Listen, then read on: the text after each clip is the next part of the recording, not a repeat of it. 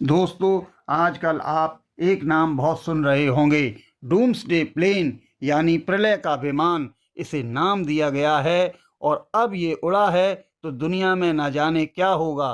तो क्या है ये डूम्सडे प्लेन? दरअसल यह अमेरिका का प्लेन है और इसका नाम है बोइंग E-4B नाइट वॉच। ये 50 साल के एक लंबे समय के बाद दोबारा उड़ता हुआ दिखाई दिया।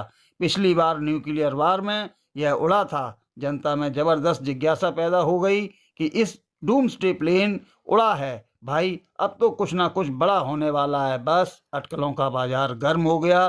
तो आइए जानते हैं कि क्या है खासियत इस डूम्सडे प्लेन की।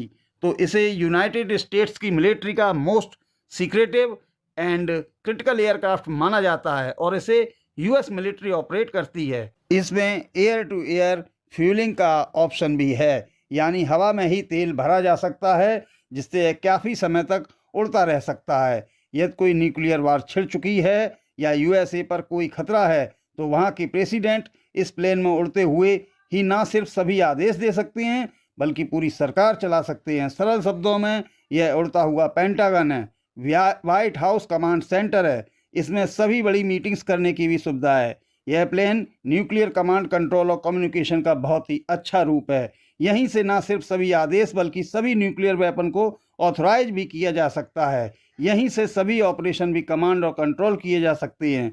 यह प्लेन कहीं भी हुए न्यूक्लियर अटैक से निकलने वाली इलेक्ट्रोमैग्नेटिक पल्स को भी झेल सकता है। न्यूक्लियर रेडिएशन से बचने के लिए इस प्लेन में एक शील्ड बनाई गई है, जिससे अंदर किसी प्रकार का कोई खतरा या नुकसान ना हो।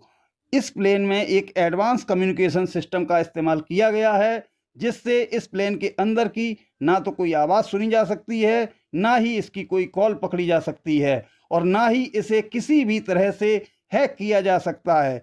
इस प्लेन को आवश्यकता पड़ने पर न्यूक्लियर सबमरीन्स, मिसाइलों और बॉम्बर्स के साथ भी कनेक्ट किया जा सकता है। तो आपने इस विमान की विशेषताओं के बारे में जाना और शायद इसकी इन्हीं खासियतों की वजह से यह चर्चा का विषय बना हुआ है।